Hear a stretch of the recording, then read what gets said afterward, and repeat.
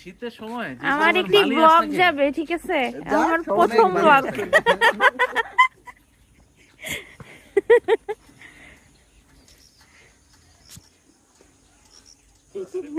মাঝে মাঝে মনে এইসব জায়গায় একটা বাড়ি করে বসে থাকি ভাই, কোনো আওয়াজ নাই, কোনো আওয়াজ নেই। আপনার লাইফ টাইম বাইরে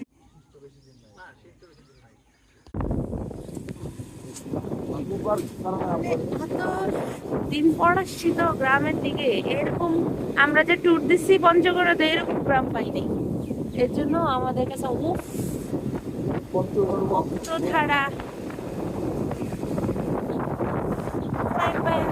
দাঁড়ায় গেল।